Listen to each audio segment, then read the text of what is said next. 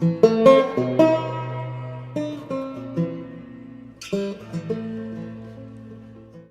Last of Us and The Last of Us 2 are extremely influential in the story game industry. The Last of Us 2's play on the cycle of violence makes you care for both Abby and Ellie. They are both driven by the same motives, that if you were in the same situation, you would want to do the same thing.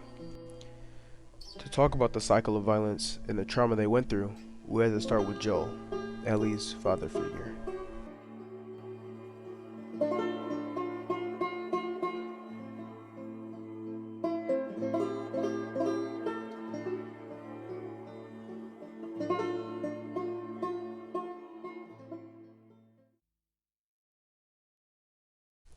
At the beginning of The Last of Us 1, we are set in the zombie apocalypse that is happening before our eyes. The Last of Us 1 is also where you see Joel and Ellie bond together and grow a connection. At the beginning of the game, Joel loses his daughter Sarah. Ellie comes in and fills that void for him. At first, you only see Joel as an old and bitter businessman. 20 years later, after his daughter's death, he only cares about getting supplies for himself and his friend Tess. But when brought up with a mission to take Ellie across the country, he doesn't even want to do it. The old and bitterness in him doesn't want to take her, but with some promised supplies and convincing from Tess, they go on the journey.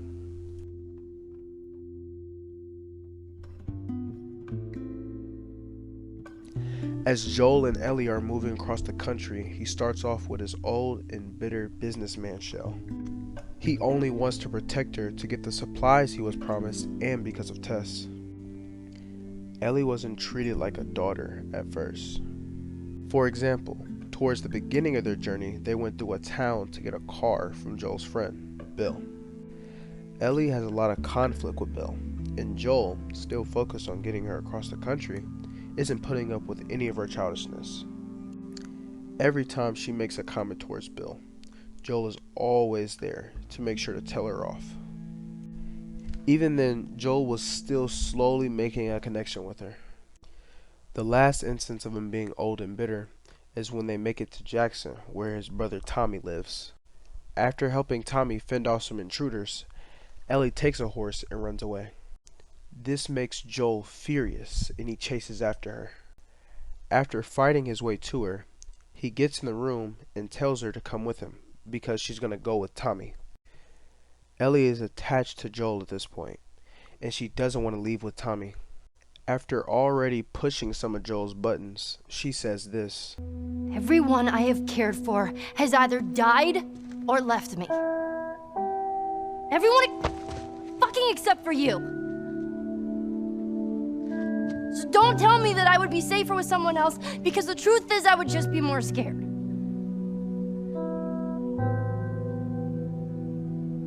You're right. You're not my daughter. And I sure as hell ain't your dad. And we are going our separate ways.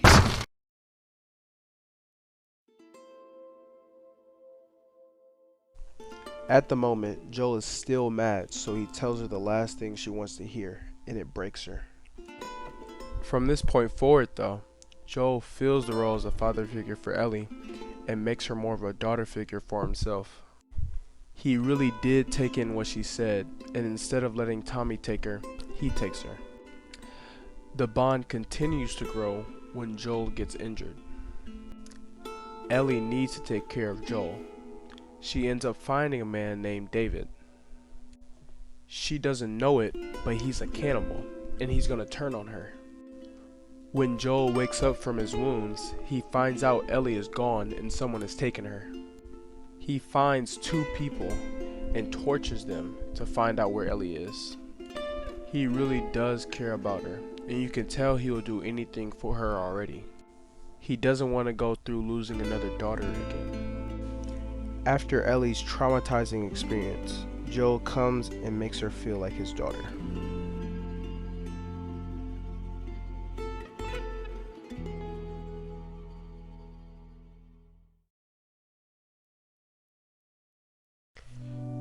Joel and Ellie at this point have bonded a lot.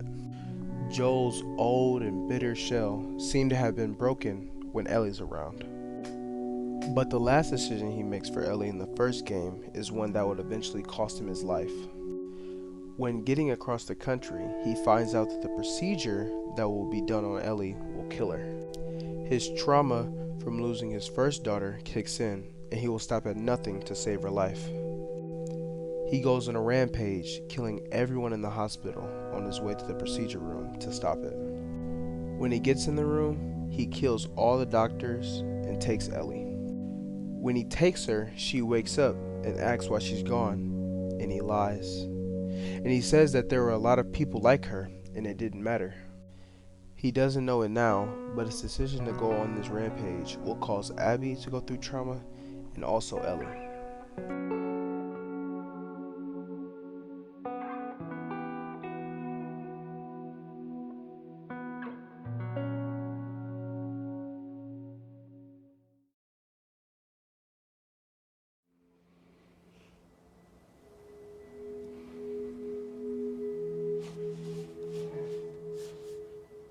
I don't know what happened. I was supposed to take her to the Fireflies and walk away.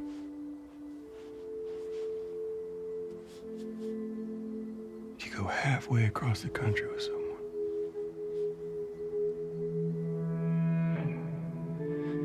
She needed her immunity to mean something.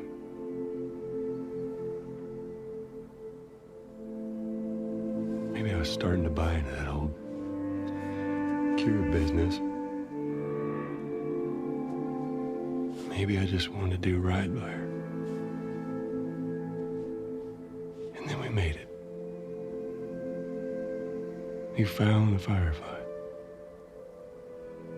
Because of her, they were actually going to make a cure.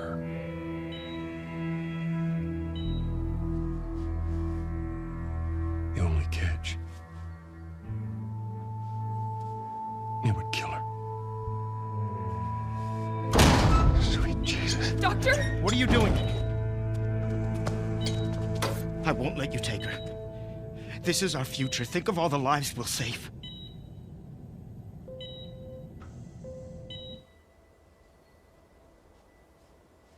Jesus Christ, Joe.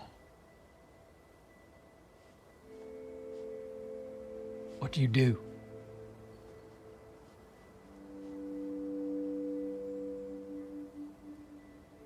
I saved her.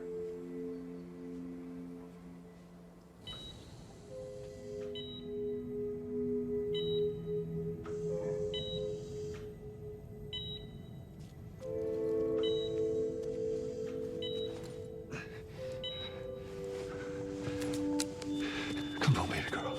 I got you. I got you. Cover the exit. Don't let him get away!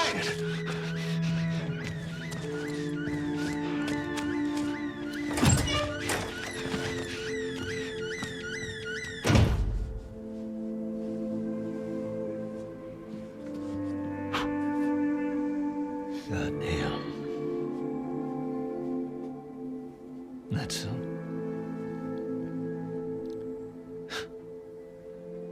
that's a lot. What does Ellie know? I told her they just ran some tests. I told her her immunity meant nothing.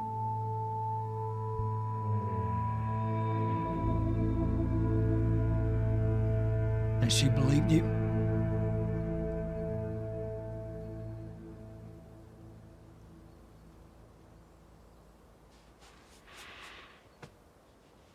I didn't say otherwise.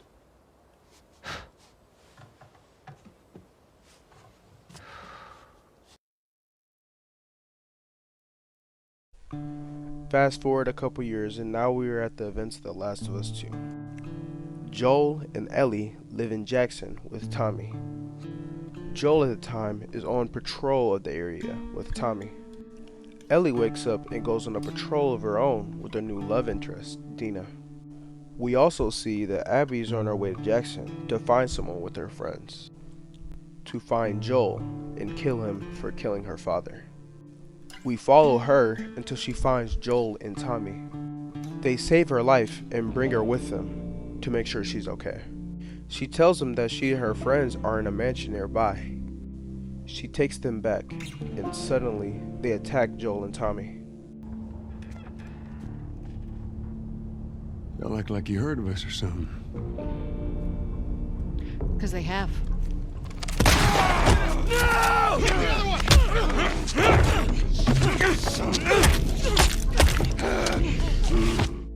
Abby is ready with a golf club to kill Joe.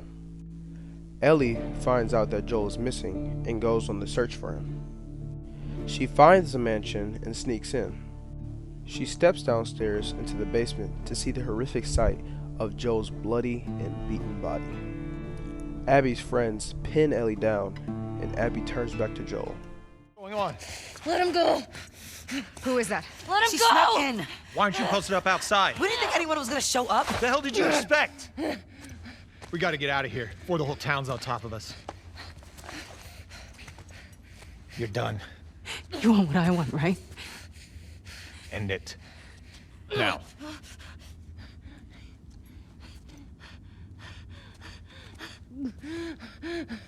Joel, get up. Joel, fucking get up. Please stop. Please don't shoot. Joel, please get up. No!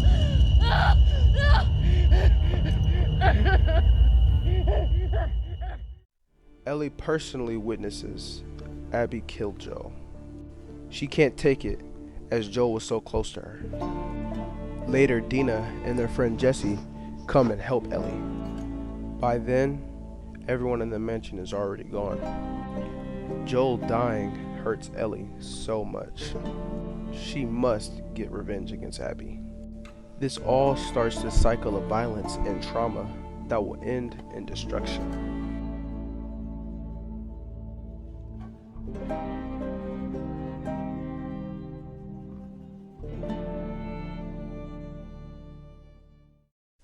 Ellie and Dina go on their way to Seattle.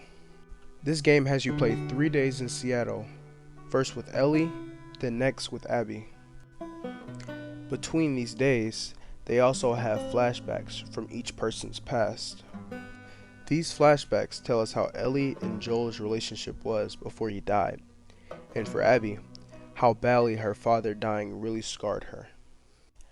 Ellie's first day has her exploring Seattle and getting information about where Abby can be. While finding this information, Ellie slowly starts to kill all of Abby's friends that came with her.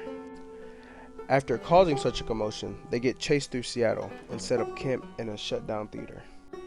They find out Dina is pregnant and she stays in the movie theater for the rest of the stay in Seattle. Abby's first day is her ditching the WLF, a major group she's a part of, to get to one of her friends. She gets kidnapped by their opposing faction, the Seraphites. This has her find her new friend, an ex-Seraphite, Lev, and his sister. Abby helps them escape from the Seraphites. After that, she helps them set up camp in a nearby trailer. She goes to the aquarium to get her friend. In a dream, she sees Lev and his sister die from the Seraphites hunting them down.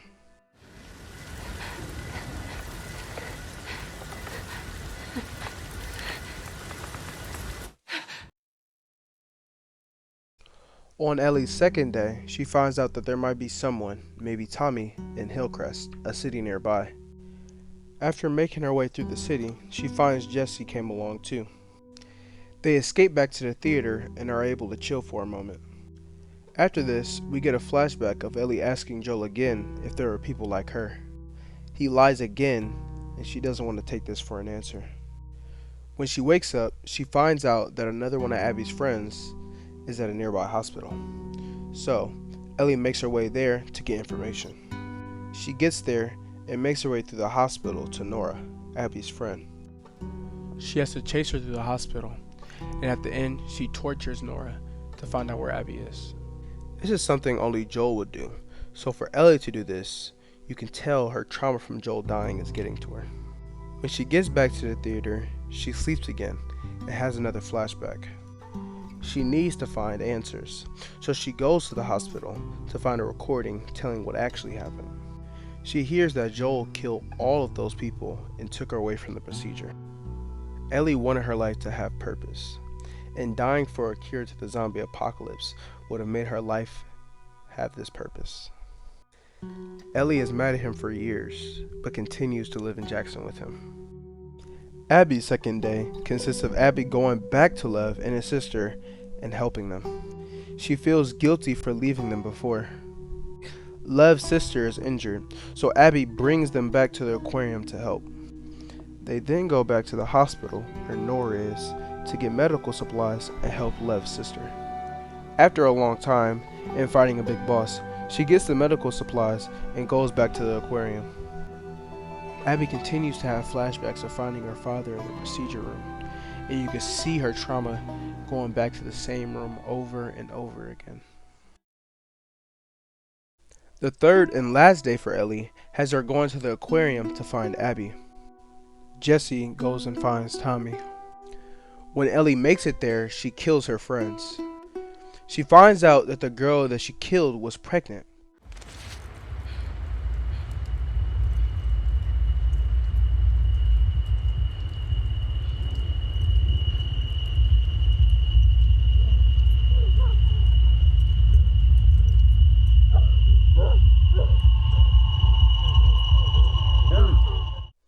Tommy comes and gets Ellie from the aquarium, but makes a mistake of leaving a map straight to where Ellie and everyone else are. On Abby's third day, she leaves to go find Lev on a nearby island. When she comes back with Lev, she finds out that every single one of her friends are dead. Now with all of them dead, and her dad dead, she wants revenge again, so she takes the map to go find Ellie. She kills Jesse and injures Tommy. After a long fight, Ellie loses and Abby's about to kill Ellie and Dina, but Lev stops Abby and gives them another chance. They have very similar trauma and very similar reactions to their trauma. Also, having these days be interconnected while having their decisions be similar, they are shown to be one and the same. So far, the dev's entire plan was to make Abby and Ellie seem like they have equal intentions that are conflicting. And this is shown greatly, because Raphael from an Observer article said, "Indeed, as you spend half the game's length playing as Abby, The Last of Us 2 repeatedly argues that Abby and Ellie are two sides of the same coin." Ellie leaves and lives on a farmhouse with Dina and takes care of the kids she has. We find out that Ellie has worsening PTSD from Joel dying in front of her and feels like failing to kill Abby is the reason she can't shake it.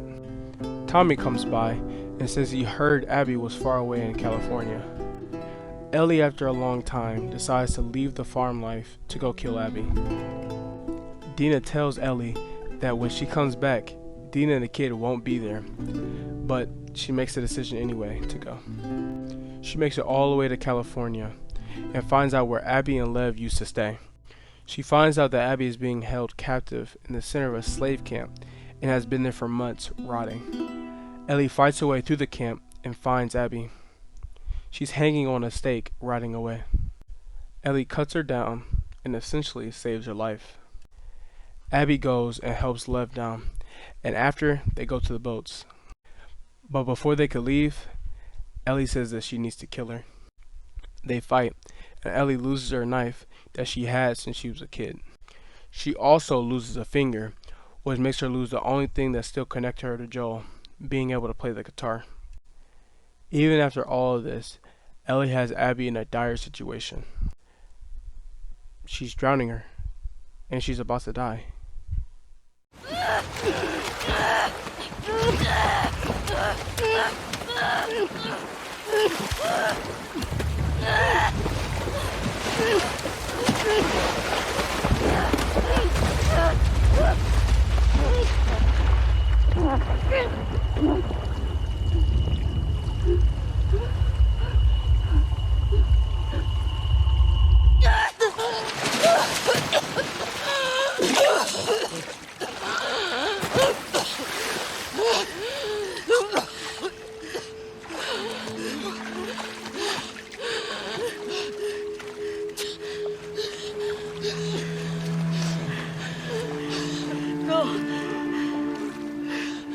take him.